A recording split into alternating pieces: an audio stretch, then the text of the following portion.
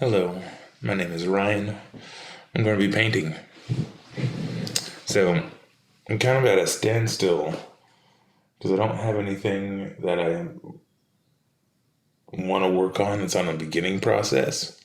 So, I'm grabbing one of my older pieces. This is one which is really nice, or at least I think it is. But it's served its purpose. This is from when I first started getting into painting again back in 2021.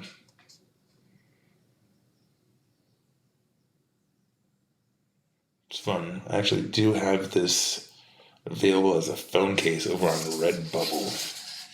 Redbubble, one of those. I should get the link to that. I think I'm the only person who's purchased anything from it. That was a long time ago.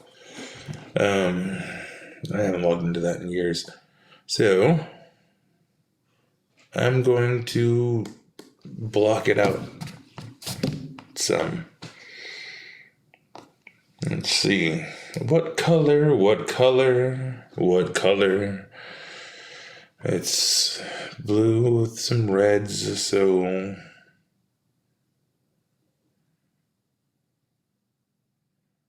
there's no dark blue. I'll go with some dark blue. Yeah, you need to start with this corner where the signature is. Cover that. Copy it up. There we go. Let's see. I have more precision with... No. This one.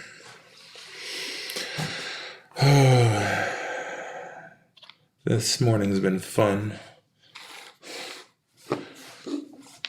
Just saw some clip of how somebody hacked the housing authority's TVs. That's some hilarious stuff. And if you haven't seen it, I encourage people to go see it. It's basically somebody hacked the screens to play a video of what looked to be Donald Trump sucking on Elon Musk's toes, saying something like, "Bow to the real king."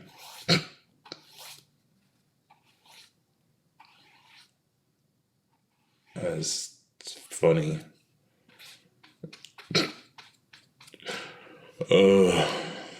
Never going to forget that now. That's up there with Two Girls, One Cup. Kind of burned into your retinas.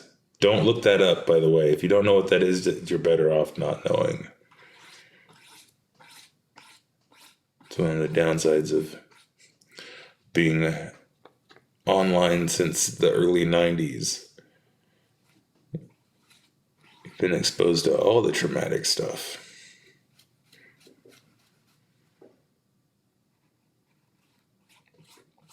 No, I'm not going to...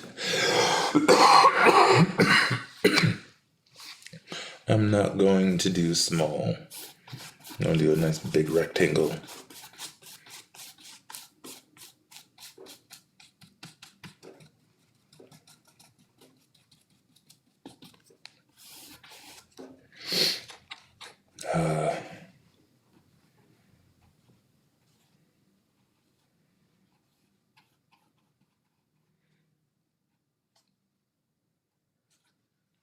Actually, I'm going to go bigger than that.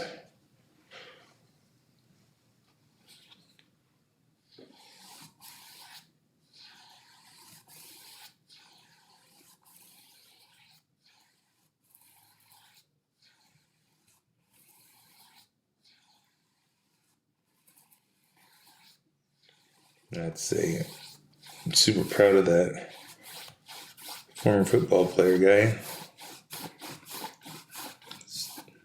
Standing up at, the Huntington Beach City Council, declaring the MAGA movement as an American Nazi movement and engaging in civil discourse. Basically just going up and laying down in the middle of everything. Which is a wonderful, nonviolent way to get attention.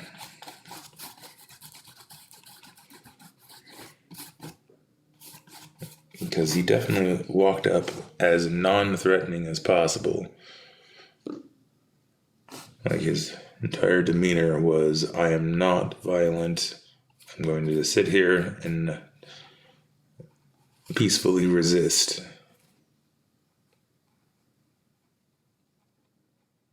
And I mean, I don't know who the guy is. I don't follow sports. But clearly, he has enough sway to get people to talk about it, to the point where I heard. So that's cool.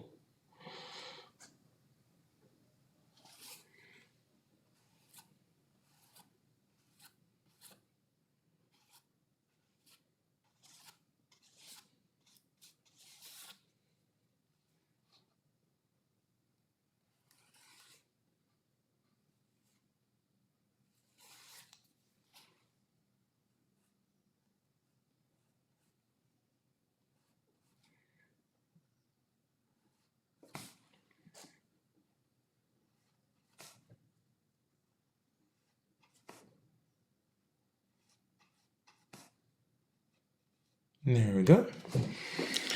Nice little rectangle right there. Let's see. Ooh, that's pretty straight too for freehand. Kind of proud of myself there. Where should I put another one? Go up here.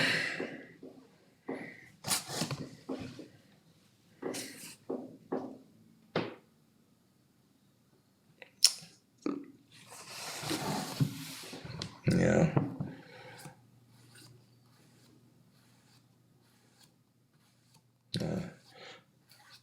If you watched any of videos regarding my lower back stuff, I have some pretty good news on that front. Just waiting on the MRI. And yeah, things are going smoothly with the whole process. It's definitely like the whole workers' comp process. I don't want to jinx it, because like right now it is going rather smooth. It's a little like disjointed, but with how normal healthcare has completely fallen apart in the last couple of years, it doesn't feel that bad. Other than there's clearly some people in the process that are trained to doubt everything, which in turn just feels like they're kind of treating you shitty. And, you know, whatever. It's expected.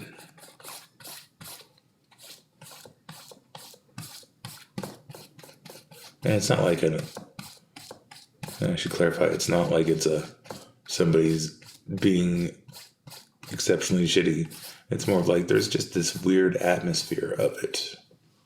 You know, especially at the industrial doctor's office. Like, the atmosphere there is just really negative. And the doctor I'm dealing with is awesome, but the atmosphere is like, ooh.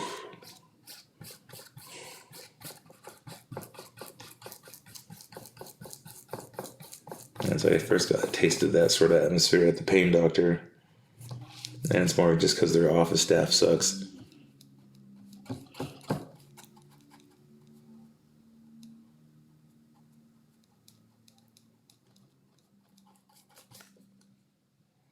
And I should clarify, they suck because, well, I mean, posing it in the question, does it really seem like good operating habits for an office to not even attempt to collect any sort of copay for months of appointments that are on, at the very least, weekly, until you owe $500?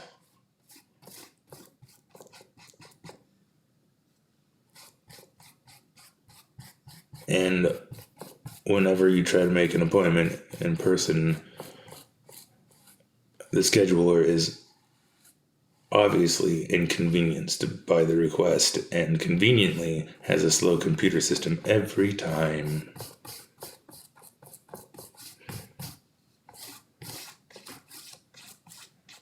Which is basically code to, I don't want to do this right now. How about you call back when somebody else is working?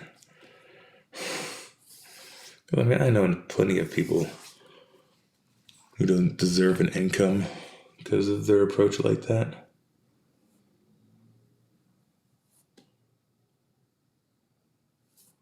It just sucks that seems to be happening more and more. It's like this level of entitlement.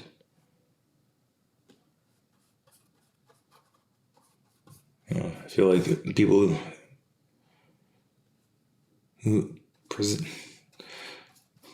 people who choose to present that way into the world, as far as not being helpful and trying to pass the buck off, etc., etc., I think they're just unhappy that we're not in total idiocracy yet.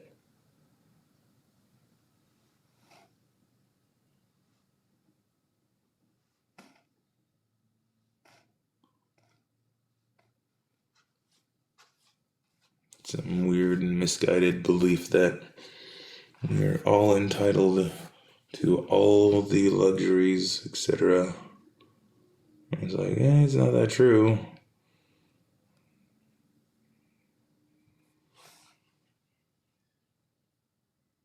In fact, I was just watching something. I want to say it was about the Vanderbilts and how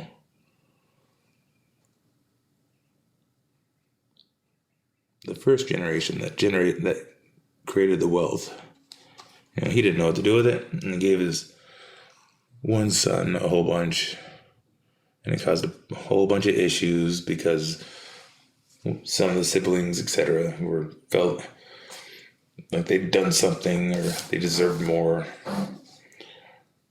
But he ended up taking that wealth and doubling it. Then the third generation inherited wealth. And I don't remember which one was quoted saying it, but he said the biggest obstacle that he encountered in his life was overcoming inherited wealth. Because he had nothing to really work for, nothing to really strive for. And the way I look at society now is everyone's baseline is what was considered luxury back in the 80s. I mean, almost every kid expects to have a pair of Nikes. Every kid expects to have an iPad or some sort of device. Every kid expects to have a gaming console. It's not even viewed as a luxury. It's viewed as an expectation, entitlement.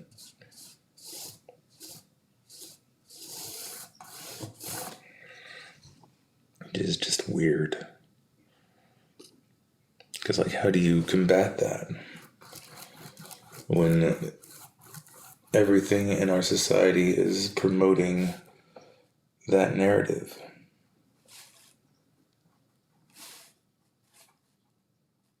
Even down to the point where in our schools we're giving kids devices.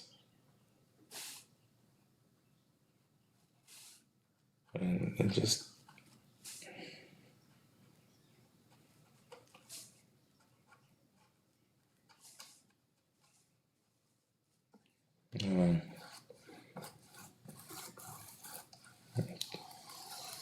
it's just a constant.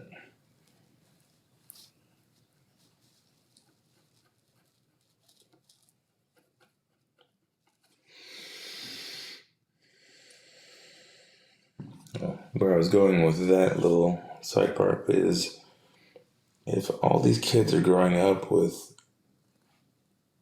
all these things that were once luxuries, and we're talking like things that are huge time sucks, and time sucks in the pleasure area. They're all crafted to really exploit the dopamine receptors and dopamine production. I mean, no wonder all these kids are just burnt out and not wanting to do anything.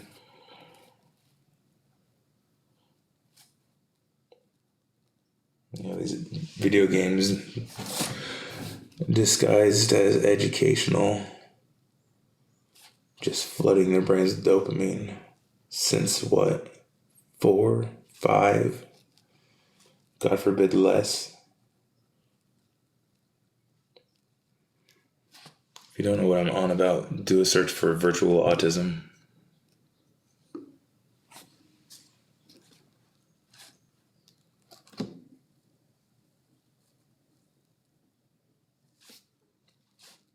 And it's just one of those patterns that I've seen. Being somebody who has about 20 years of recovery under his belt, I've spent some time trying to understand, addiction, where it stems from. And it's just, overindulging and normalizing things that you get pleasure from.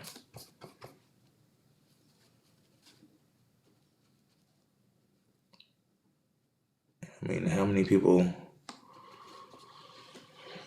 all ages, can sit in a waiting room for more than 5 minutes without pulling their phone out?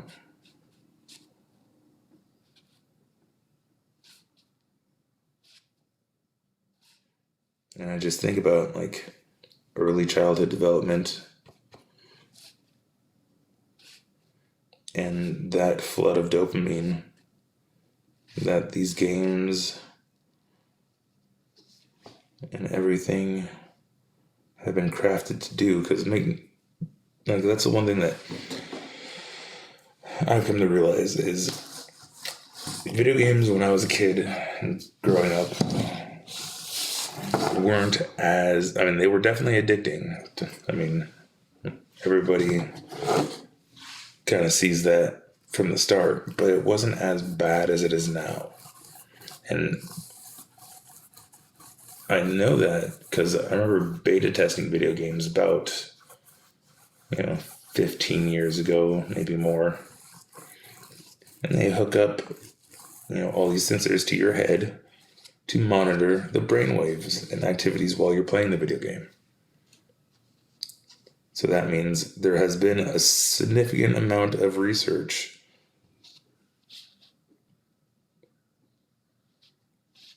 to ensure engagement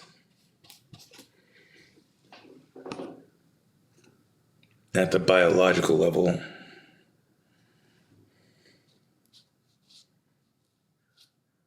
So, in the research into psychology, etc.,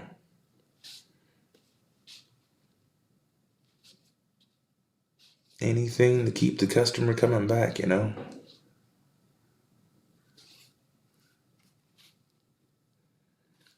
But yeah, I think about this because one thing I know about childhood trauma is its effect on the brain and its brain chemistry. And if you have things that are flooding your brain, dopamine, and other neural transmitters and whatnot, because of the video games or educational platforms or the screen itself, because I think everybody's versed to some degree in the effects of blue light. There's a reason why we have the blue blockers. It messes with your melatonin production. i.e. messes with your brain chemistry. So anything that messes with your brain chemistry, and if you're exposed to it during developmental stages of life, I mean, yeah, and then you pair that with it's just kind of a luxury item, so effectively spoiling people in the process. It's like, no wonder there's so many behavior issues.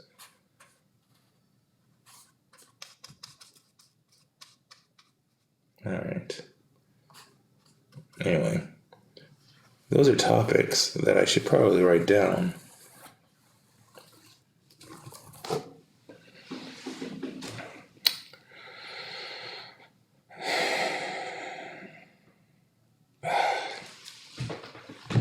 All right. I've been sitting too long.